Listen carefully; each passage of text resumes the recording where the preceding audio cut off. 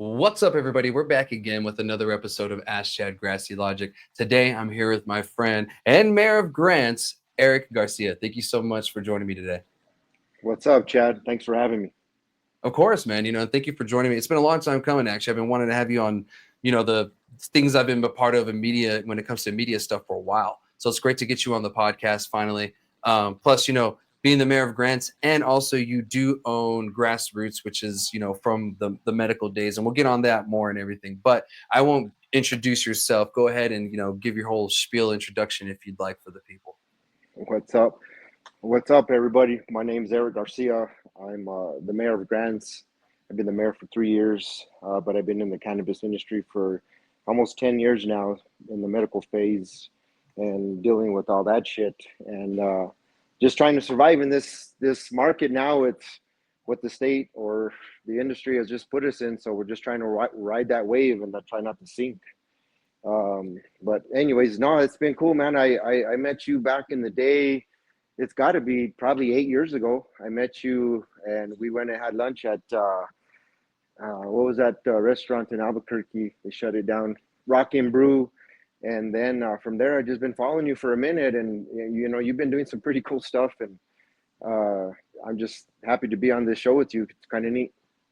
Cool. I appreciate it, man. And yeah, thank you for joining me, and thank you for all the kind words and everything. And it's been a pleasure knowing you. It's always great to have conversations, and to talk about, not just the cannabis industry, but we could talk about a slew of other things too, especially when it comes to, like politics and the governor stuff. I mean, the governor stuff. Well, I mean, I guess sometimes we do talk about the governor, but about the mayor stuff and you being the mayor, because yeah, I met you before you became mayor. And I remember you just telling me, it's like, oh, I'm the mayor of Grants now. And I was like, what the hell? Which was, a pleasant surprise, which is great because we need more people in the cannabis industry to run in politics, to show people that, we do belong in this space as well, Yeah. because most governments don't know cannabis, the community, the industry, anything about it, essentially. And then they go and try to govern it and make laws and rules. It helps with people like you being in place, especially as mayor, because you understand the cannabis industry. I mean, you've been around since before we were adult use here in New Mexico, or operating a business and everything. So you know it firsthand from all that and all that. So let's talk about the business first. But before that, I usually like to ask my guests this question: what got you involved with cannabis in the first place, either as like a patient user or even as the industry? I I was I worked in the mines. I was an engineer for a lot of years at the coal mines up here, and in 2015 I left and because I was just tired of working for corporate. They let me go. They was having a big cutoff and they let me go, and I said I don't want to do that again. I busted my ass for this big old corporation, and then they just said laters.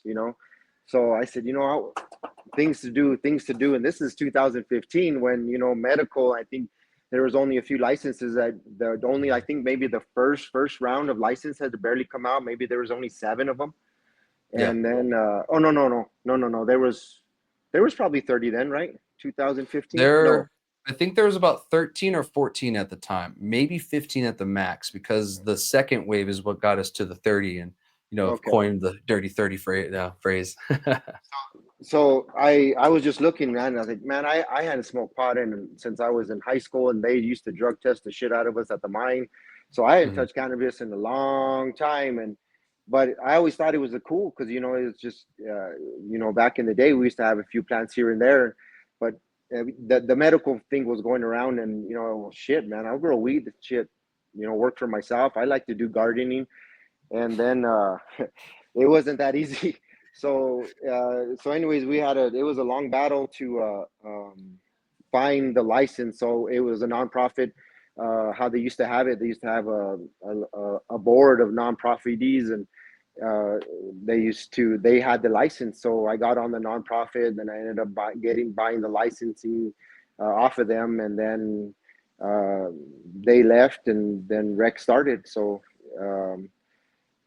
it's been a ride, but just in general to get back into it, I just googled it. basically. I need, I needed something to do. I needed something to do, and I was like, man, because we always used to talk about, because we used to drink a lot at the mine. Everybody drank, we Yeah. drank, but everybody would say, oh man, if we could just smoke pot, man, it'd be way better, because drinking is bad. Drinking is Yeah. bad. So so I said, man, I'm just gonna grow pot, because after I left the mine, that's the first thing I did was smoke some weed. Like, Yeah. man, this feels so good. So, and then actually from smoking weed now, I haven't. I've been sober now for almost 9 years, just because of Congrats. that. Yeah, because Yeah. alcohol was fucking up my life, and I wasn't gonna go down that path. And like you said earlier, people like me, to break that stigma of, like, I can be a successful business person, I could run a city, but I use cannabis. My Yeah. everyday, it's my lifestyle, right? And I don't Yeah. say I use cannabis, it's not my and the medical side, oh, it's my medicine. I said, because I view it as medicine is like you have to get that from the doctor, and and and they put you on something and it got worse and worse. That's kind of medicine, but cannabis is just a way of life. Yeah. It's what I need, because it actually heals the brain, and it can put you in that rhythm of life of, hey, I need to be successful today. I need to do this. I need to do that. The stigma of it is that, people smoke it and then we're just all lazy and we don't do shit all day, you know? Yeah. But anyways, sorry, I went off on a tangent there. No, no, no. I mean, you're proving many points that we've been saying for many years. It's like, oh, you're never going to get anywhere being a cannabis user. It's like, oh yeah. It's like I got a friend who's the mayor of Grants and runs the cannabis industry. Is a cannabis user himself and stays pretty active. I see you. You stay active. Physically and everything. As well too on top of it. And that's another assumption as they make is that not only are we lazy and don't want to do anything, but we're fat slobs. When I think they even did a study and found out that most cannabis users are in better shape than most of the populace. And go ahead. Yeah, now I've been running. Now I've been trying to do this study and trying to keep track of it. Is like cannabis and exercising actually really, really go hand in hand, because it, like, I run and I bike, but it puts you in that what they call it, that runner's high. When Hmm. you start running and you just start, like, your brain starts to function in a different way. Yeah. But when you start off, like, whenever I go on a run, I'll take an hour before, I'll take 100 milligrams of cannabis, and then during the run I'll start hitting it, and then it helps the muscles, helps your brain think, and before you know it, you're like, wow, I'm already 2 miles in this run, and shoot, I'll just keep going. Yeah. And then as far as the recovery of it, the cannabis, uh, everything associated with that plant, it's actually helped my inflammation, and I could run harder, faster, longer now, because I've been using cannabis. And I smoke a joint before I run, and sometimes I'll smoke halfway through. So I'll take some, and then I take edibles. But I run 8 miles every other day, and I'm 45 years old, and I think cannabis, like, if used right, it's a hell of a motivator. Yeah. 100%. And I like to tell people, especially my veterans, that cannabis is just a tool in your toolbox. Yep. That you have many tools that you can, pull from, when be it PTSD, trying to stay in shape, et cetera, et cetera. Cannabis is just a tool. So you can't just rely on just that. So that's why it's, most of us do other things because we realize that. But some of us do it naturally too. It's like, man, I want to go on a hike because, smoking and hiking sounds fun. Well, that's exercise, and maybe enhances the whole aesthetic of hiking for you. But for people like yourself, yeah, that's a huge benefit. And some people try to take ibuprofen, this and that, to do similar things, but you're going more of a natural route. And that's kind of the way I see it. As someone, like, yeah, I'm a little older, I got my aches and pains. I've got the balm and I got the Tylenol, but you got the cannabis. We still have balms. The Yep. cannabis balms, and then we have the edibles and the smoke stuff. So yeah, I think it's great, when it comes to that. And I've heard many people, when it comes to running, it's like, yeah, helps me run all the time. You know, Yeah, um, who would have thought, huh? But anyways, Joe Rogan said it was safe, so I started doing yeah, it. yeah. The mayor told me it was okay. Yeah, right. Awesome. So, well, I mean, we got the story of the grassroots out of the way too. On top of that, as well, let's talk about, changes in the industry, like since you have been around since the medical days, and it was the expansive time of the medical days too, as well. It was a different time for our medical industry, and it was, a little bit of a change, wasn't like a huge change like 2018, 19, but, it was a little bit of a change. What have you seen uh, that's different from then to now? I mean, other than the obvious things, but what are some huge key differences that, you can look back and say, wow, that is a total difference, from then to today. Shit, when I started, I mean, if I would have did shit right at the beginning, I don't think anybody ever does, right? But if I could go Yeah. back, oh man. But I mean, it was hard back in the day when we were the medical phase. It was 450 plants that we had, Hmm. and it had to be barcoded a- after 8 inches. After veg, Hmm. 8 inches. And you're like, man, I don't know if that plant is gonna make it or not. And you would have DOH coming in here, and they would count all 450 of them, and they're like, damn, you it was very unfair. And that license that I had to pay back when, it was about $120,000. That Yeah. was crazy. So, and then we were only subject to or allowed to sell to, card holders. Hmm. And, that hassle, it was hard. People wouldn't go get their medical cards. They still won't go get their medical cards now because, with the high tax that they're paying. It's the same way Hmm. back then, I but it's from going to 450 plants, and that had to be veg and flower, and being a nobody in the industry that didn't know shit, to try to grow. Like they were expecting you, well, if you're growing 450, you should get 2.5 pounds per light. I didn't. That Yeah. was that was hard. I was, and then it was embarrassing because I was trying to compete with some of these other guys in Pure Life, Alter Health, and they got these badass grows. And I took over this from a nonprofit from a guy who was he was uh, a Vietnam veteran. He was an old Mhm. man. He was just an OG. You know, Yeah. he Blackie. I remember him. yeah, he didn't build this business. Like, he didn't have a model to build this for the future. Like, he was just an OG guy, man. Hmm. He would deliver your pot on his Harley. And then he got paid in cash. That's how it Yeah. worked when it first started. And then when Hmm. the laws were changing and he couldn't keep up with, oh, we had BioTrack and they had all that shit, because back in the day you had a spreadsheet, when he said.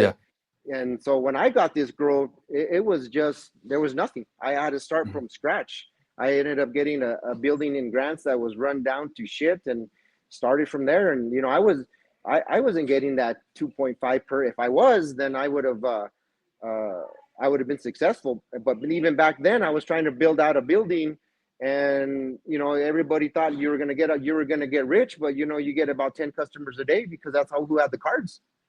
Yeah. It was hard in our little towns, and then I said, oh, I'm going to go to Albuquerque. Oh, then I was competing with Albuquerque, and that was hard. But Yeah. if going back, like I said, going back, if I had the money, I'd have got me a badass grower, man. Yeah. But I didn't have the money. I was trying to do it myself. That's just how life is sometimes. You know, Yeah. Business is hard. No, it is. And the cannabis industry is growing cannabis isn't hard. Growing good, great, or amazing cannabis, that's where it gets hard. That's where the challenge really comes from. And then you go on to push yourself, like, I want the 2-3 pound per light, results and stuff like that. And it's not easy, and you still want to try to keep the quality up as much as possible. And in these days, the consumer is starting to get smarter too, and people like myself educating them, that THC isn't everything and it's more of a sales gimmick. It's going to get harder for growers now, because now they got so used to, we're just going to push the plant as hard as it goes and we're going to get it to as high as THC amount as possible. Now it's being told, well, now we're just trying to get a good product on the shelf, like something smells good, looks good, smokes good, all around good product. And that might be hard for some people as well too. So I hats off to you, man, for you sticking around and sticking it out, and learning from your mistakes and everything. And maybe someone watching is going to take the mistakes that you made and go another way and be like, okay, well, I'm gonna take that advice that he said, and I'm gonna get me a good grower. And maybe they're Yes. gonna do it in any way possible. It's like, I'm not gonna take a paycheck. It's all gonna go to the grower, whatever it may be. You may have helped somebody with that just that little tidbit right there. It's like, pay your grower. And that's huge tip, to be honest. And I agree with it, because you don't have a business in the cannabis industry if you don't have good cannabis or cannabis at all. So you need that grower. That grower is very important, and you can't just get any dude off the street. You got to be hand with the still, if you know what I mean. Ernie Key. Regulators. I've been waiting to do that one, Gino. Yeah, I've been waiting to do that one for a long time. But yeah, you got to know your shit, when it comes to growing, and you can learn. Of course, you can learn, but it's going to take time. I've met some dudes that got lucky. I've been doing this 2 years, and I'm like, what? And it looks like that. Wow. But then there's dudes like, I've been doing this 7, and I'm still messing up or whatever. But you're doing it, and you're sticking around. So what's a couple of things that you've done that's helped you stick around too? Maybe this is some tips that you can give other people too. Oh shit. Well, when I first started, we were growing indoors. We had three rooms. We had 35 lights in each room, 40 lights.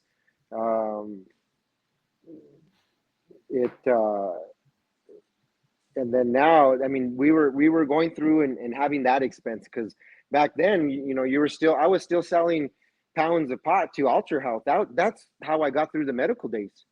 Yeah. Like I would grow indoors, and then I would sell to Ultra Health, because he would give me a chunk of money, because he was just looking for weed anywhere he can get it, because the industry back then, it was hard. They didn't have enough producers back then. We were all stealing from each other. So that was hard. So what was I saying? Going back to how you stuck around. Oh, how I stuck around. I'm sorry. No then we ended up just growing outside now. So in the later years in this rec phase, I can go get some really top quality shelf flower for. I mean, it sucks. I know, because I'm a grower, but you're picking this up for $600-700 from really nice flower that back in the day I was paying $2,500 for. But then now the cost of price, what you're selling it for, it's what is it, $15 for an eighth? It's getting hard. So what we did is, what I just started growing outdoors, and I've been really good, successful at that, growing outdoors. And we just grow in hoop houses and outdoors in the long season for the summer. And we grow in the ground. I get soil from this old man that's 82 years old in Arizona. He's been growing this soil, and it has earthworms in it, and it's just the most beautifulest soil you've ever seen. And this guy, he's an OG. They call him the plant whisperer. He's been growing marijuana. Well, he's 82 years old, 83, and he's one of those dudes, like, you just listen to him for like about an hour or two and just smoke a joint, and just, wow, this guy has, because every year is your lesson, right? You have to learn every year, from year to year to year.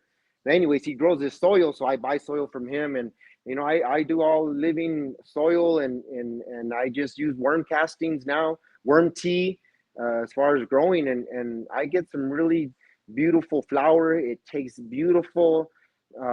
Sometimes I'm lucky enough to hit 26, 27, but I'm around that 23, 22 mark, and I'm happy. We sell it. It's tasty, but it's low costing, because it's cheap. Like, I was spending all kinds of money on nutrients when I was growing indoors, and man, it's expensive. And then if you don't know what the hell you're doing, it could get real more expensive. So I mean, if you're getting into this industry now, I don't know, find you a good grower, or start with just soil and hope for the best. Because unless you're like that guy you say, man, you just kick ass and have all the right stuff, cooling, you better have a lot of money if you're getting into this industry now. It's hard.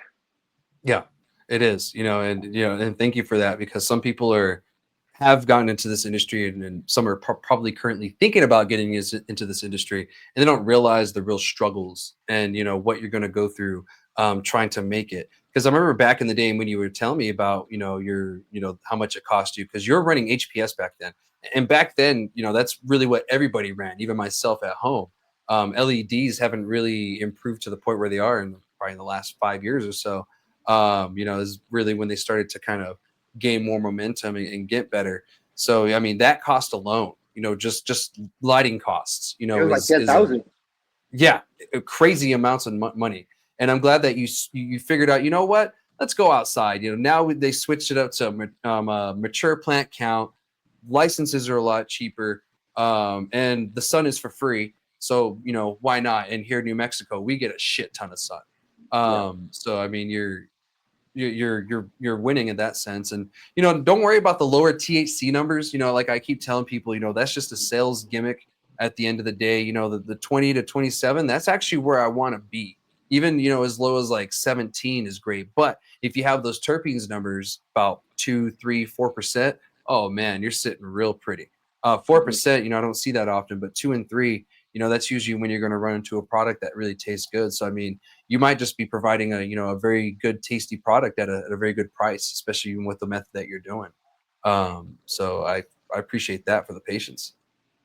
One of the things, like it's like cannabis is interesting. It's like that taste. It's like, wow. If you've been in it long enough, you can be like, wow, I can taste that, or I can taste that. When I first started, you're like, man, it all tastes the same to me. But now, it's you can tell, like, even when my buddies come and bring it, and uh, they're trying all these different methods and stuff, and you're like, wow, maybe you can taste that. It's different. But the industry is changing, and yeah, it's hard. So now, from going from 450 plants, and they raising the plant count, and then they drop the prices, it really hurt us in as far as like the dirty 30, because I think in that time frame I paid almost $1 million in fees, and I only got to grow so many plants, and the state thought I like, they thought you could be successful because they had that myth that you were growing 2.5 pounds per plant. But guys like me, was I got a license, but it doesn't mean I'm a badass. Yeah. So Yeah. You're still that trying was, to figure it out. yeah, dude. Like they oh, you got a license, you must have deep pockets, and you must be the most baddest dude in the block. You should be making gazillions of dollars. Yeah. That was a bad interpretation. They should have been like, try to help us out in the medical side instead of try to bend us over. Like Yeah. I wish I could get that $1 million back, and so then at least I'll be one of the few of the dirty 30 that survived, because I've heard a few of them already dropped out. Yeah. Quite a few have actually, dropped out since, legalization come around. And to be honest, it's from the bottom up, from corporate down to, the smaller companies, it's no discrimination at least. But it's hard. And that's something that we begged, and you heard me throughout the years. And you actually used to let us have our meetings at your shops. And that was that, Yeah, and I appreciate that. That was huge for us. And I remember that. thank you to this day, because that helped us with the fight and like trying to get things, the right way, because they needed to open licenses before legalization. And, even to today, I will say that they messed up by just not opening licenses right away. That's where all this out of the state weed came from. That's where all these other issues came from. Instead of having these businesses a little more established before we started, we said, hey, open the floodgates, it'll be fine, when we haven't even figured out how to do it on the medical side. This would have, taught us some lessons before adult use, but they refused to do it. Like they kept listening to, the big power players, essentially, that just did not want licenses open. Right. I mean, I didn't understand, like, licenses open. Like, you're saying, like, as far as dispensaries or producers? Well, back in the day in medical, when, Oh, they had to be the LMPPs, they were all in one kind of entity essentially. So we were trying to get them to open the licenses back then to add more yes, producers and more businesses, because we need it, especially down here in the South. yes. And I'm sure you remember my whole thing back then is like, we need more in the South. We need more in the South. And the South was always forgotten about. I mean, we still are. But these days it's a little bit better by the way that they've done it, because they've allowed licenses to open. But if they did that beforehand, before we went adult use, I feel like our transition from medical to adult use would have been a little more smooth. Don't get me wrong, we would have ran into issues just like anything, but I don't think the out of state cannabis would have been such as a hassle. The enforcement would have been a little bit easier to kind of figure out and navigate and stuff. I kind of feel with that one thing that they refused to do, it kind of shot us in the foot. It set us back a little bit. I won't say, years and years, but it did set us back a little bit. But we caught up really quickly. And I hope we can make the correct changes going further too, and not try to go backwards. Yeah, you're absolutely right. I remember when you were like, man, I wish they would open up licenses. And on my end, I was like, yes, they need to open up like a few every year, some producers, because we were, like I said earlier, we were stealing from each other. Like Yeah, now I have all these relationships with a bunch of producers, and it's like we're like a little network now, but that's how it should have been back then, because yeah, my little network was just me. Like whatever I grew was whatever I could sell and whatever I could send off to make extractions with it, right? mhm, Whatever product, because I couldn't go buy a liter of oil. It would cost you a gazillion dollars back then. Now a liter of oil, you can find it for $1,500. It's yeah, crazy. yeah. It is. The state devalued the cannabis business so bad by not doing what you were advocating a long time ago, a little bit at a time. So even me, like, oh, cool, I met Freddie, I met Sarah, I met this one, instead of like the Dirty 30, because already the Dirty 30 already had its own little clique. Yeah, And it was hard. It was hard, and I was young and I had no money, so I wasn't a part of any of them. To get in there, there was a few people like that I got into at the beginning. They were awesome, but I was never rubbing elbows with Pure Life. yeah. Yeah, and I appreciate you being a part of the community and everything, and being grassroots. As your business says, because that's really how it was, and you saw how it was for us. Being an operator yourself, because yeah, they had their little clique already. Like, oh, we want to do this and this, and for a while they were pushing to have no home grows. They wanted to get rid of home grow for a while, and I'm like, what are you guys doing? And like they're trying to say, oh, it's only because we're the only ones who should be authorized to do it because it's dangerous to grow that marijuana, and this and that, and we're the only ones qualified, and all kinds of other stuff. And they'd be like, well, we pay all this money for a license. And I'm like, yeah, because you sell it. We don't sell it. We're not allowed to. There's a huge difference between the two. So it got to that, and I digress on that. Like I get really touchy when people try to attack home grows. Yeah. um but I really do appreciate your experience. Like you went through some shit, and a lot of people don't even realize it. Like that. This business was a small business back then, because we were so used to these dispensaries mostly being like corporate or like bigger money people and everything. And there was a few like you and Organtica, I kind of feel were one of the few, and Mother Earth Herbs was locally more owned, and a couple like that. But it was sad to see that they kept so many of those people out, the bigger guys, without having the say of, what we should do and shouldn't do. Because yeah, we probably should have added 5 to 10 every year to the leading up to legalization before we, open the floodgates and said, all right, state, figure it out now. At least we would have had a little bit more of a foothold in, and kind of, able to figure it out. But, hopefully we weren't learned from our mistakes. And now it's kind of like, well, we need to figure out this plant situation.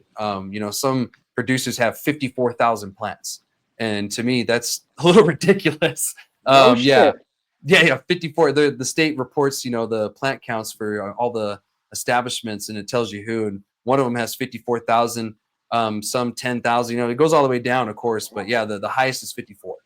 Oh, Um, and that's one of the reasons why the price is so high. I mean, it's so low, excuse me, and it's yep. dropped is because there's too much on the market, and there's already something set in place in the Cannabis Regulation Act to fix that, and that's the CCD needs to adjust the plant counts, essentially almost every year, every other year, once the demand changes. You have a supply and demand. Well, our supply is higher than our demand now, so we need to figure that out. And it's not getting rid of retailers, because that's not how you fix a supply issue. You fix a supply issue from the source.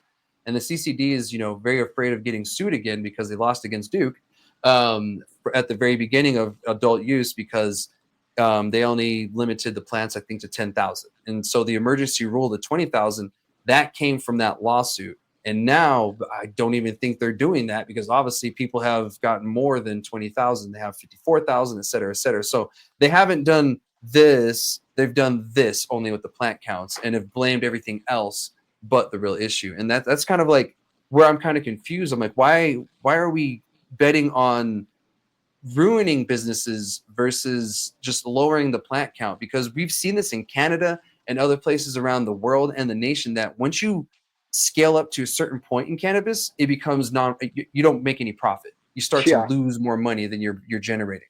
There's we're a sweet starting. spot. Yeah, exactly. And you've learned that yourself. You've seen it firsthand. Like scalability and trying to scale things and trying to work with cannabis in higher numbers. And so once you get to that 54,000, 20,000, plant count, you're not getting quality done. It's not quality product getting in the market, and then the price goes down, the quality goes down. And that's kind of where we're at right now today. Now, we do have a lot of good quality cannabis on the market. Like, the quality cannabis that we have on the market now is significantly better than the medical days. But we could get rid of a lot of bad actors and bad product on the market by lowering the plant count some. And who knows, maybe the guys that are growing these huge plant counts that are, just doing it to get numbers up, maybe they'll start growing better cannabis if they have lower plant counts. Because I've used this example before. There was a company in Canada, and they had, like, I don't know how many hundreds of thousands of square feet of grow canopy space or whatever in Canada. Huge grow. Well, they went out of business, and they decided to change to growing tulips or something similar or something, because that was more profitable than growing cannabis. Because they couldn't grow it at scale at the quality that you need for human consumption. When it's a flower for decoration, you can pretty much put whatever you want on that to make it look pretty. And so they found that, yeah, there's a threshold, but certain people are figuring out the hard way what that threshold is. The we're going back to saying, like, I think you had mentioned one time that you're thinking about running for city council. Yeah, so this is something that people have asked me before, but I actually was asked officially a couple months back about running for city council here in Las Cruces. I have thought about it a lot.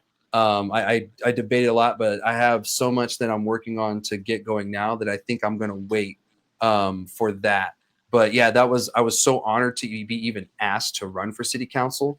But I think for me right now, I'm going to have to wait until the next round, because I'm trying to get a business going, all this other stuff. So I'm like, it's hard enough for me to keep all this stuff going now, that adding running a campaign isn't going to really help me out right now.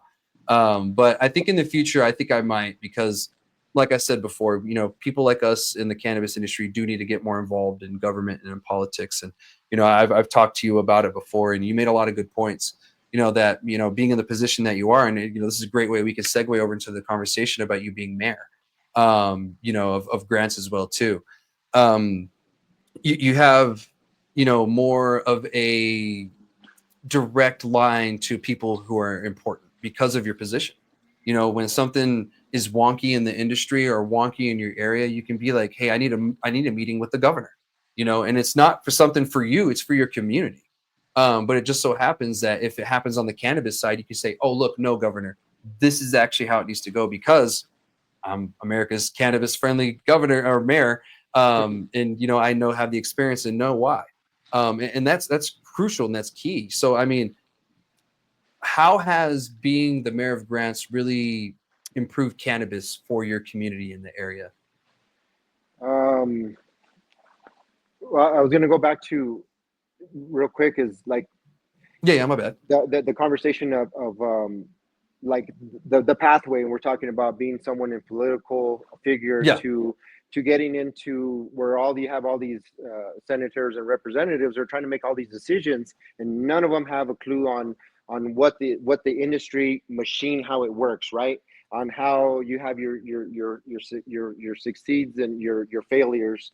But they just look at the huge dollar amount that dude that's growing 5,400 plants, that he's making a bunch of money, and they're just putting that across the board, right? But they're not looking at, these legislators are really not looking at, like, hey, you guys are really messing up mom and pop shops, man. You think you're just because your revenue is still doing this, but on your economic side, you're hurting people that thought they could get in this business by taking out their 401k, mortgaging their house because they love the plant, right? Or they started this 20 years ago, and they're trying to struggle just to keep their business alive, but they're so focused on that dollar. It's you can focus on that dollar. They just did it wrong. So Yeah. getting like I was asking about city council, like people that know this industry, God, I wish the state or they would kind of find a path to leadership and to fight for this industry, because it's not going to go away, and it has to get better before we start turning into selling tulips or whatever you said that's more profitable. Yeah, exactly. And that's a great point, because, we don't want to get to that point, and we want to prevent people from getting to that point. Like, I don't want you guys to go away. Like, I just want you to know that, growing hundreds of thousands and millions of plants is just not profitable at a certain point. Like the threshold is probably well under the 10,000 number as well too.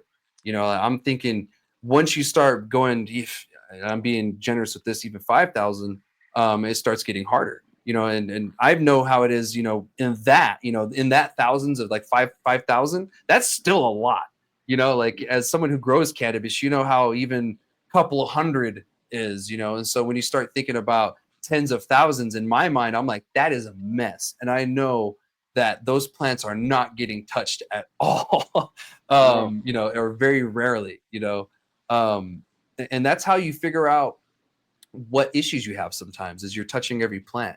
Because sometimes, you can't visually just glance at a grow and see the issue. Sometimes you got to get close, you got to look at it, examine it, lower nodes examine. Because sometimes if you have a plant that's showing, male parts, sometimes it doesn't show on the top, it's going to show on the lower bottom, on the lower nodes and everything.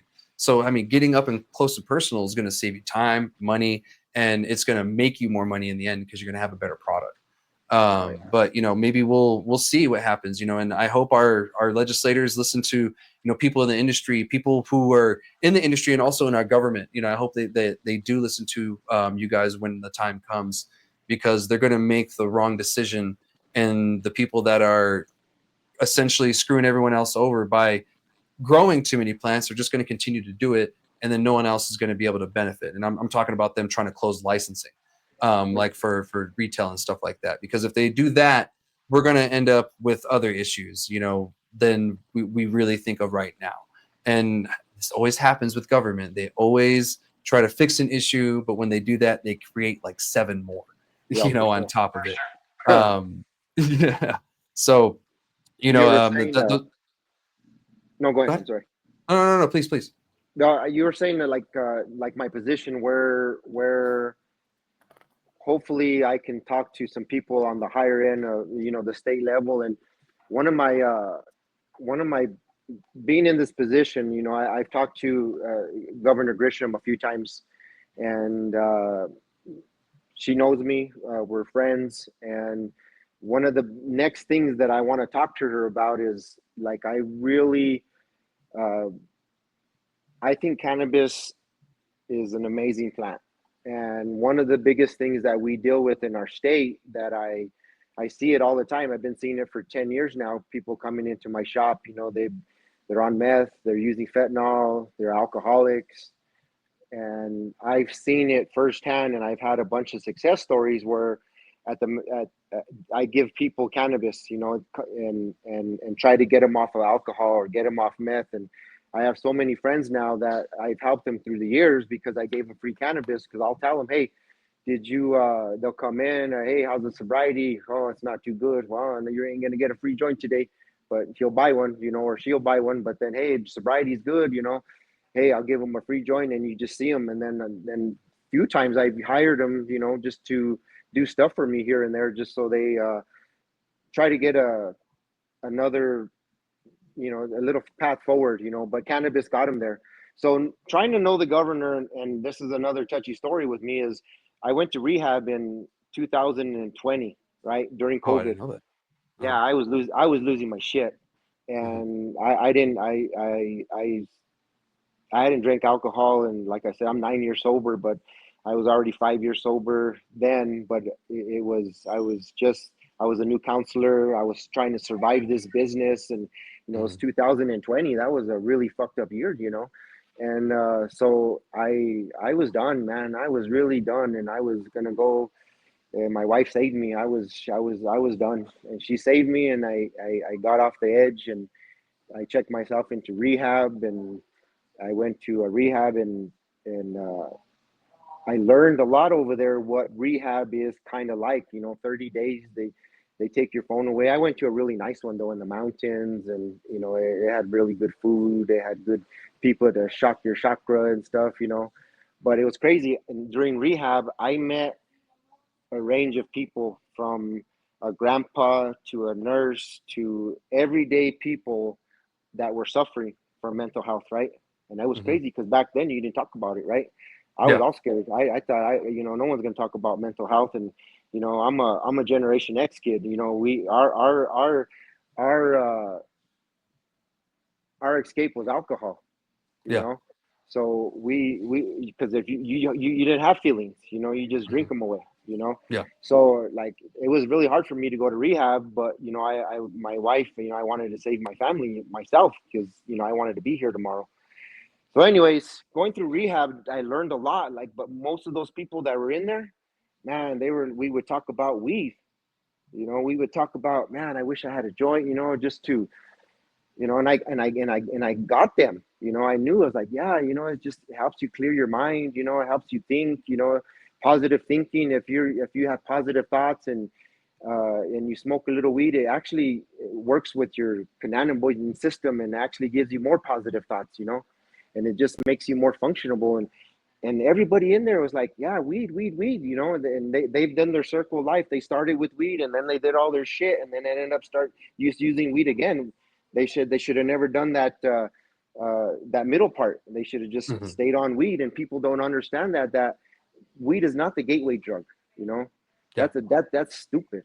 So, but anyways, talking back to Governor Grisham and rehab is, man, I one of my dreams. Oh, it would be badass. I want a 30-day rehab place in Grants, New Mexico, in the mountains. But it's you called it one time. We talked about it one time. It was reefer rehab. Remember that? Yes. Yeah. Yeah. I do Yeah. actually. So we were talking about reefer rehab, but something like that now of, man, if I could just get a sit down with the governor and just tell her my business plan and how we can help people, because the everyday of what we're doing now to help people on the mental health side, the cycle is just going like this, you know, Hmm. and I don't know, I people need to be saved. I was saved, Yeah. and for good reason, and there's a lot of people just like me. So anyways, being the mayor, hopefully meet the governor, hopefully, change some people's lives through cannabis. And I hope so too. Like there's another success story here in Cruces that can corroborate with that. Is they do essentially what you've been doing, and they've noticed that because they're in a really shitty part of town. Like shootings and killings happen all over, like in front of the dispensary all the time. Essentially, it's kind of fucked up. But the good side of it is they've seen that some of the people that are coming on fentanyl or on meth, they've they've not allowed, they've helped them get off of those. And now they're like, just using cannabis or, using it as a way to get away from it. Like you said, sometimes they'll have a day where they're not sober or something, but it's them getting to the mindset where they're realizing I need to get off of this. And that's the first step of someone who with an addiction to fix themselves, is them saying, I need to do this, because that's the only way that they're going to get off of drugs, or a substance abuse problem of any sort, is them doing it themselves, saying, no, no, no, no more.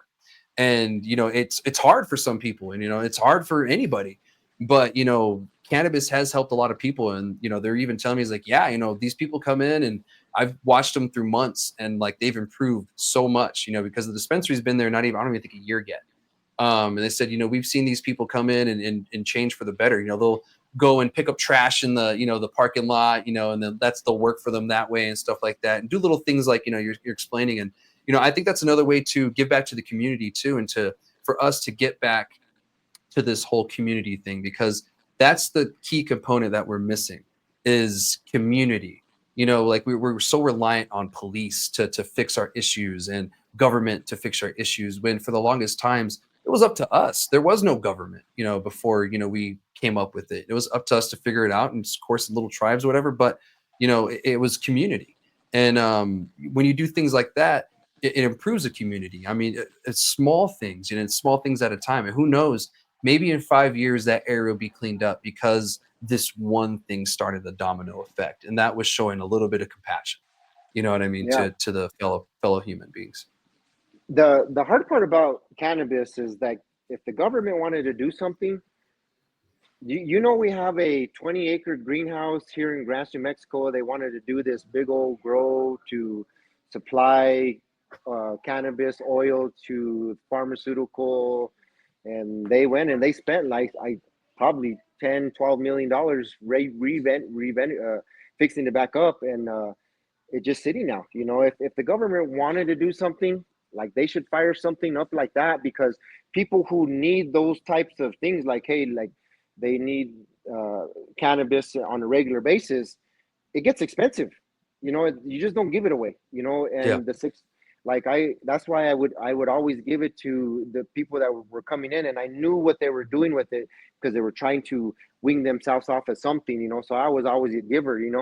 And to help them out. But like the government on that side, if there was a facility or treatment where, yes, we want to introduce cannabis as your treatment, but like there's got to be a way to pay for it, Yeah.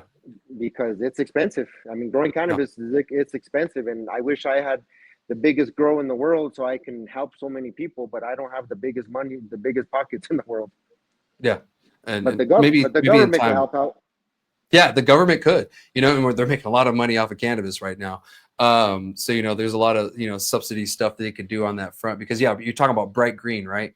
Yeah, bright That's green. over there. Yeah. I've been trying to get a hold of them for like 3 years now, Gino. Yeah. Yeah, since the beginning. I'm like their crazy ex-girlfriend. Like I call them all the time, I email them all the time, tag them in my posts all the time. They have not got back to me once. I'm the mayor, and And- they still haven't talked to me. yeah, and I was going to ask you, have you been able to get a hold of them? No, man. I when that place was, because it started up in '98, and I've always walked through it through the years that has been torn down. It's a badass facility. Oh, it's every grower's dream. And then probably like 2 years ago, I did a tour of it. That guy wasn't there. Just a buddy that I know there gave me a tour. Oh my! It's every grower's dream to have a facility like that. It's amazing. And then it just went boop. No one's Wow. done that, and that dude, I don't even know. So, I would love to work out a deal, because like he's gonna have to buy water, and we sell water, City of Grants. We'll take some cash, Yeah, there you and go. you're gonna provide jobs, because growing weed, it's not hard, but it's labor intensive. So there's labor force all over the place for that. And then you're Mhm. gonna, on the flip side, you're gonna be giving that stuff to someone who actually are doing a study or need it, and we're gonna be changing the world with that place. But it's a ghost town over there. That's unfortunate, because I try to keep as much up to date with it that I can. So on their website, they'll have updates. And the last that I had an update from last year, and I need to check now again, is they were going around the globe looking for international investors. And they also applied for another DEA exemption for other drugs like ibogaine, peyote, psilocybin, psilocin, et cetera, et cetera. So it seems like they're trying to expand, but I don't know if it's in the way that we're wanting it to expand. You know what I mean? Mm. To me, it seems like some corporate stuff is going on, because I mean, they're having like investor parties. They're inviting people from like Taiwan and Asia, key places in Asia and the Middle East, to invest and stuff. So to me, it's not looking good for us on that front. One, they won't talk to us. Two, the only updates we get are them just doing corporate America stuff in our state, essentially. So That's crazy. yeah, it is. So we'll see what happens in the future with them. I hope one day they do open up and give New Mexicans a bunch of jobs. I don't hope that they shut down, because that would be huge for us. It's it's But nice. yeah, and Oh. oh man, I wish I went with you that time. Hit a brother Yeah. up. Oh man, I'm just mom and pop, and that place is awesome. I'm like, wow, I wish they would do something with it. Yeah, me too. And it's unfortunate. But let's get on to the next topics that we have at hand. Is there anything else that you want to add, or say before we jump into the next couple topics before we end the show? No, that's cool, man. Sorry, I went off topic. No. These are great topics, and to be honest, a lot of these conversations needed to happen. And who knows, maybe some government people, within our government will see this and say, well, state legislature wise, Gino's looking at me. He is. I'm like, state legislature. We'll see this and have a realization that there's other people they need to be talking to, not just the people with the money. Real people that have been in this for a while. So anyway, we're going to jump into our next conversation. We're going to talk about another New Mexican company. We actually mentioned this a couple times through our conversation. It looks like Ultra Health sued the IRS, and it's over 280E. And I know what y'all are thinking. It's like, oh, again, they're suing the government again. And to be honest, why not? That's what the courts are there for. The legislatures are there for writing the laws, and the courts are there to interpret. So that's what's happening right now is they're interpreting this law, and they're interpreting really what qualifies for 280E and not. So let's give some background for this if some of you don't know. In the cannabis industry, it's federally illegal. It's a Schedule 1 substance. So that means that we can't get any taxes, we can't claim taxes, we can't get deductions and stuff like that through the IRS. And then to be honest, you end up paying probably about 40% plus on your taxes when it comes to that at the end of the day. Now, there's been a lot of debates and a bunch of companies that have tried to attack this. Of course, a bunch of people in our government already feel that taxation is theft. So, you have that crowd to start with. But then you have the cannabis industry who, people think that we're making money hand over fist when at the same time when they're thinking that we're getting overcharged, overtaxed, and we're overregulated. So what does that mean? That means that we're just paying way too much than we should already. That you go to something like the 280E, and that alone can take a business out. Like I know cannabis dispensaries just in Sunland Park and in the surrounding area. That's the reason why they went out of business is they weren't paying their taxes because they probably weren't saving it, or they just didn't realize how much in taxes they really had to pay because it's a lot.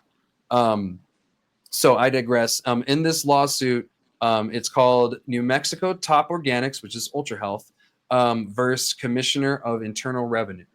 They're going to be suing for 3 fiscal years. That's 2018, 2019, and 2020. I don't know why they didn't name any, consecutive dates, after that, like 21 to now.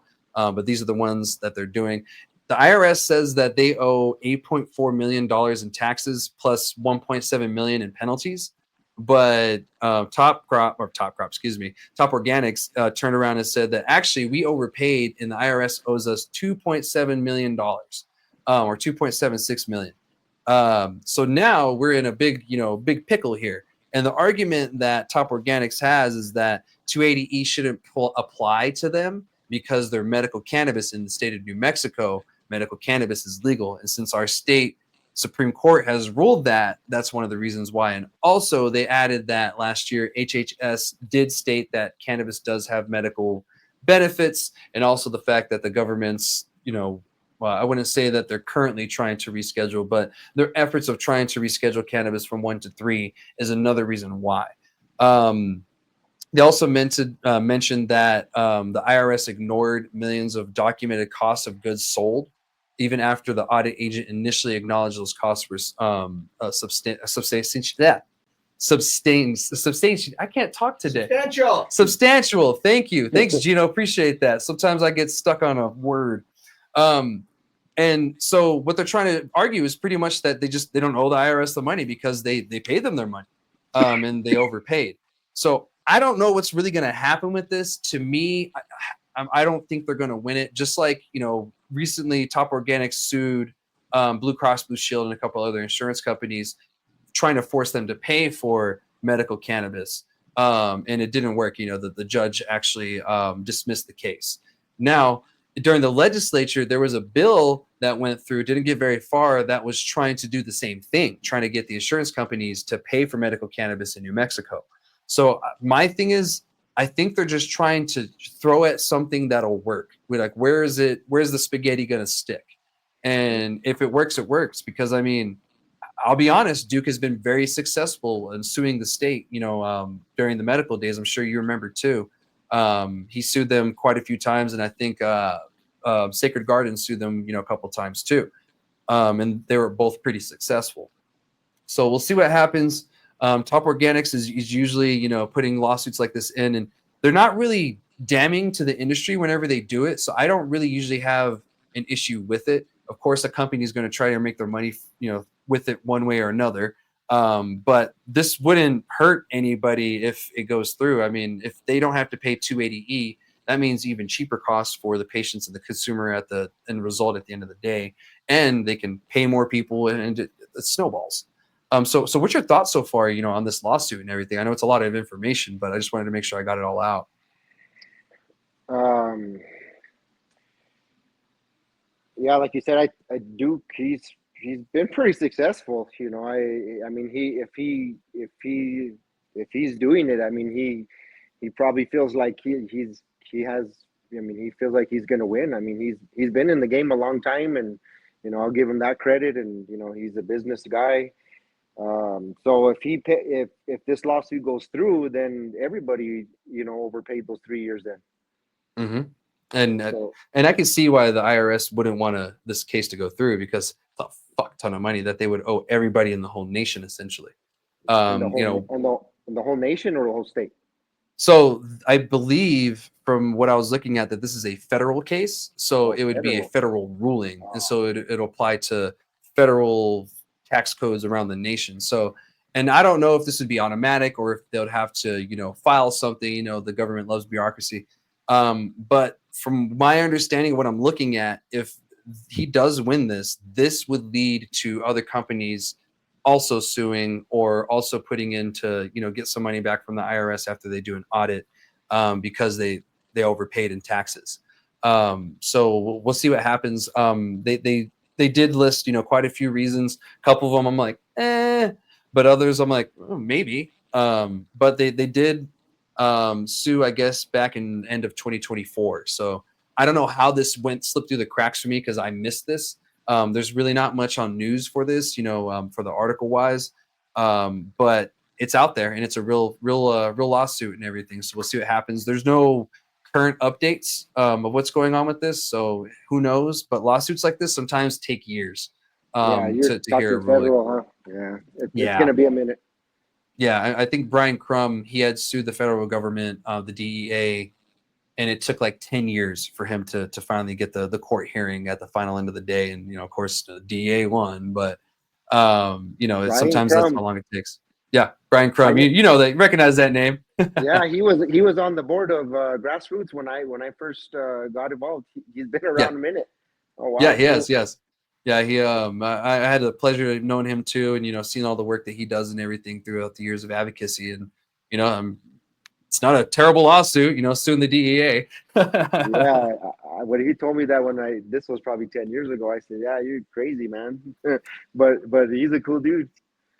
Yeah, yeah, he is. He's a cool dude. I like him. He's a fellow veteran and everything. So hope he's doing well. Yeah, Haven't heard much from him lately, but he's one of the old school cannabis warriors from back in the day. So I thank hell him yeah, for his fight. But that's everything I have for that one. We'll see what happens. I'll keep you guys updated when I get more information. Now that this is on my radar officially, I can go into the little system I have and check on the case every now and then. So when there is an update, even if the news isn't updating, I can just post the articles and the official documentation and stuff like that.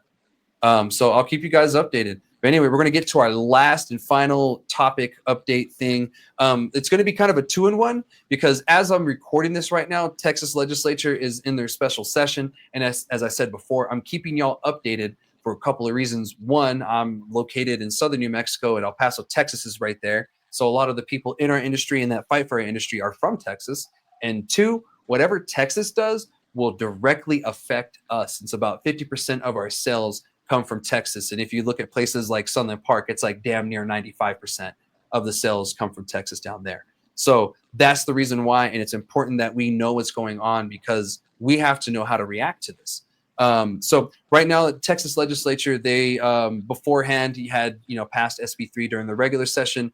The governor vetoed it, and he's calling for regulation. But it looks like during this special session, the legislature is going for the same thing of a complete ban using propaganda, anti-cannabis rhetoric, and of course outdated data and studies to back their claims up, as well as fear mongering tactics of having the parents that were affected, et cetera, to have them as witnesses and stuff like that. So as I'm speaking right now, they are, I believe, I don't know if it's on the floor, if it's in a committee, but SB5, the bill that's banning, has been being heard all day. I was watching this morning as I was writing the guide, and they went on recess right before I started the show. So as I'm speaking right now, I think they are back and they can reconvene. I don't know what's going on. I don't know what it's saying. I have no clue what the progression is. So if you want true up-to-date information on that, follow my socials. As soon as I know, y'all will know. But also make sure you guys follow those Texas advocates, because they're the ones on the ground keeping you guys as up to date as possible. So there's that. It's pretty much, I see it passing the Senate. I don't know how well it's going to do in the House. So we'll see. But I do believe that the House has a version as well too. But there's other bills that have been introduced. There's actually a real legalization bill that was introduced in Texas. I don't see that going anywhere, and a couple of other regulatory kind of bills. And of course, they're dealing with other stuff too, not just hemp cannabis over there. So we'll see what happens. They did, and another reason why I think that it is going to pass, because the sponsor of it, Senator Perry, he was in there for a couple hours just hammering the way on the anti-cannabis stuff. A couple of other senators did debate him and, question a couple of his, things that he said, which is great. But at the end of the day, he introduced an amendment, and the amendment passed 20-9. And it was just making the bill even worse. And so that tells me that it's more than likely going to pass the Senate in Texas the way it is, and if not, get worse as it goes. So we'll see what happens. It doesn't look good for Texas right now, but the advocates tell me that their saving grace may be in the House. So we'll see what happens. I don't know. And like I said before, right now, as we're talking, I have no clue what's going on. So after the show, I'm going to update you guys, but you're probably going to see the update before you get told about the update, because this is going to air tomorrow. I know this is all kind of confusing in the timeline thing here, guys, but it is what it is. So that's the little Texas quick update. I just want to update you guys on that. But the real update I wanted this to come from, that one of Kentucky's most powerful senators actually saved the hemp industry federally. But before I do that, I actually want to get your 2 cents on the Texas thing. I forgot to get that. So what's your thoughts on Texas banning, hemp and everything? Texas, down the Sunland Park, I was gonna be like my 5th store, I think, when I was starting. This was before 2020, maybe 19, and we were looking for a location there, and we had found something, and we missed out on an opportunity, obviously, because it didn't work out, and but because Texas is flooding down there. It's where all the big revenues coming in from New Mexico. The hard part about where politics now, this is where it gets ugly.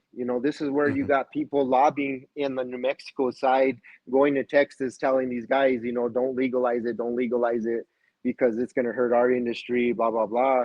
But then there's people just like us on Texas, why can't they have cannabis? It's just cannabis. It's crazy. So it's a ticking time bomb. You're going to see a lot of revenue, people flooding the gates over there, but once Texas opens up, they're going to stay on their side.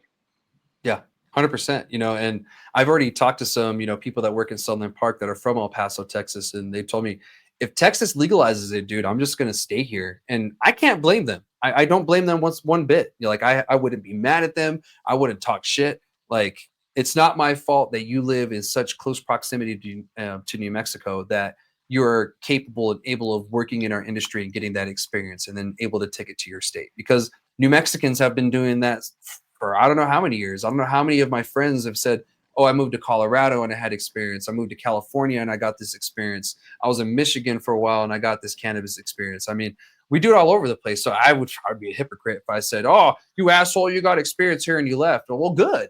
Because on a national scale, we're going to need people like that. You know what I mean? Like, it's not going to be state to state at the end of the day. It's going to be state to state competing against the whole nation against each other. Like, it's not going to be the just mom and pops in your state battling it out.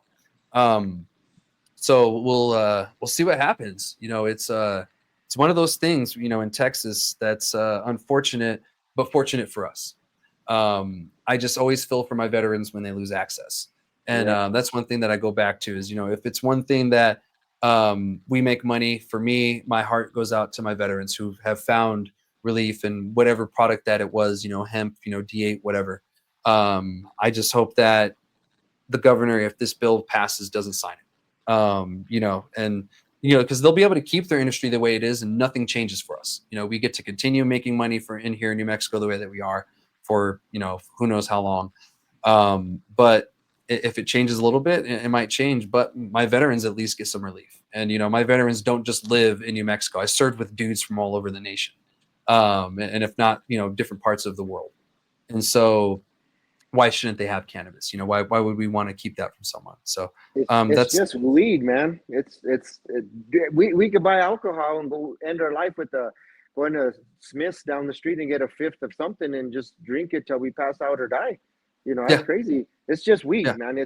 It's the perception of what people have of it is it's the ones that don't like it. I mean, you really think of it wrong, and sometimes even like what we view the movies, like that. It's not like that. Like we don't hallucinate. Like what's going on there? yeah, Then the people of the non-believers of of the plant are like, oh, that's how it makes you feel. I said, no, not really. yeah, It's exactly, yeah, but it's just weed, man. And why every state, why are we battling so hard to have weed, man? It's been around forever, and yeah. there's no stories of, oh man, that guy OD on weed the other day, man, stay away from that shit.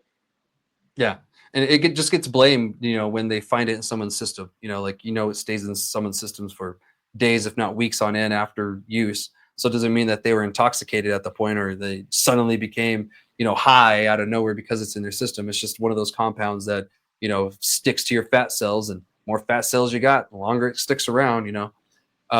So it's just one of those things. It just gets the blame. Even if it's their name. I see it all the time. It's like, well, look at this statistic. And I'm like, yeah, but he also had heroin, alcohol, and meth in his blood. Like, how are you going to Yeah, blame cannabis on that one, buddy? yeah, you know? yeah. He was probably using weed to get off of that shit. Yeah, exactly. Like maybe that's why the weed was in his system. If anything, he was trying to making an effort. He fucked up. Yeah, That's no, all you got to no, say about it. no one that's using cannabis wants to OD. I mean, have you taken too many milligrams? You're like, damn, that was too much, and you started throwing up. I Yeah, I no have. one no one wants to do that. We try No. to find that sweet spot. No one. Mhm. And then too, like when you eat too much THC, you're like, I've done it. I'm like, oh shit. Oh, you don't feel good. Like no one wants to Yeah, feel that way. And no one wants to do that on a regular basis. Weed is not. But you recover faster than alcohol is. So it's just ride the ride for an hour or two, and you'll feel fine. yeah. Everyone thinks, oh, you OD'd. You didn't OD. I mean, I don't know. It bugs me. No, me too. And they always try to compare it, to harder drugs, and stuff like that. I'm like, it's not like that at all, man. Like I've never blacked out when on cannabis and not remembered what I did the next morning. No, Like, never. yeah. If I'm asleep and I don't remember what I did and half asleep, then blame it on my sleep. Right. So, but yeah, So but anyway, we'll continue on the conversation, and I'll give you guys the hemp update on the federal side. So Senator Rand Paul from Kentucky, he successfully removed some language from essentially the farm bill that's going through the Congress right now, that they need to do every few years to update it, and that's how we got legal hemp in the first place in 2018. There was some language in there that will essentially ban hemp altogether, and Rand Paul stepped in and actually said, this would directly hurt my hemp farmers of my state and my constituents if you guys did this. This language would do nothing but take out about, I think, like 95% of operators in my state. And I am not going to stand for it. And luckily, he was able to get that removed from the bill, and it's going on without that, which is great. However, there's a House version that's going through right now that has the language in it still. What that means, though, is that since now that they don't match, they'll have to go back to one to the other. So what that does is kind of throws things out of sync. Now, what that bill has to either do is change to match that bill, or it's going to just have to kind of stay separate and then figure out what wins at the end of the day and what doesn't make it or dies in committee or on the floor. or even makes it that far. So we'll see. I hope the House version doesn't get that far, because the Senate version, I like the fact that they took that out. But we'll see. Like these days with our federal Congress, it's one of those weird things. I have no clue what the hell's going to happen. They're all on vacation now. Anyway. Right. Yeah, and this all happened right before they went on their little vacation and stuff like that. So they'll be back in what are they? October or September, something like that. But I do know that the fiscal year ends September 30th. So sometime after that is when I think they're going to be back. So we'll see what happens. But before we end the show, what are your thoughts on those few things? That's actually kind of big. A huge save from Congress, really, getting that language removed, at least on the Senate side. I don't know too much about that hemp stuff, man. I don't know, but I only know that they're probably screwed up there in Congress or somewhere. I mean, they're not listening to people like us anyway, so they're going to screw it up. Yeah, and we see it on the state level, and that's a good point, because like I listen to them and I'm like, oh my God, I really wish you guys would listen to us. But I see the people that are talking to them and I'm like, oh, I wonder why. Because the people that are over there, are telling them the wrong shit and not pushing the right things, because I can't get to DC. I know it's hard for you to get to DC. Most of us in New Mexico can't even afford to get to DC, let alone, stay the night. So, like, we're left with leaving emails, and we know our congressional representatives in the state, they're for cannabis. So it's like, well, can you convince your fucking friends? Help us out here. Like, we know you're supportive, but do something to change people's minds. Like, your support is one thing, but like, I need you guys to step up for us. Like, it just only does so much when they give us support and no action. True. So I hope we get that more from our congressional representatives from the House and the Senate. So we'll see. We'll see what happens with that. Of course, McConnell, he was the one who was pushing to end the hemp thing, even though he's one of the ones that helped legalize hemp in the first place. So, it's a whole weird thing, the whole drama over there with those fermenting apples in Congress. So we'll see what happens. And that's all I have for this week, everybody. Thank you so much for watching me. And Erik, thank you again so much for joining me. It was a great episode, some great conversations. And, maybe people can have a different thought process when it comes to cannabis and being a successful person, because, you're proof that, you can be a human being, have all the issues you have, and still be a successful person at the end of the day. So I thank you so much for joining me. Is there anything you want to add before we end the episode today? No, Chad. But I was all worried on how this was going to go, but man, pretty good conversation. So this was my very first podcast I ever been on, and I appreciate you helping me through this wave. And I've been writing because when I have questions and stuff, I've always reached out to you. Hey, what's going on? And you're following. You put a lot of information out there for people like me to be in the know what's going on. So I appreciate you, and I appreciate you having me on your show, man. Thank you, man. And I appreciate your years-long friendship and mentorship as well too. So I really do appreciate that, and look forward to continuing on. And you know what? One day I need to check out your facility over in Grants. I've only been to your shops over in Albuquerque, and we have those meetings. So one day I'll make it over to Grants, and maybe we'll go knock on the fence of Bright Green and try to say, hey, where the hell are y'all at? Well, when I open the consumption lounge here, I'll make sure to send you the invite to the welcome. I will be there for sure. I love my lounges. So thank you again for joining me, and thank you everybody for tuning in this week. We'll be back next week for another episode of #Grassy Logic. Make sure you like, follow, subscribe, whatever you got to do to stay in the know. All right, see y'all.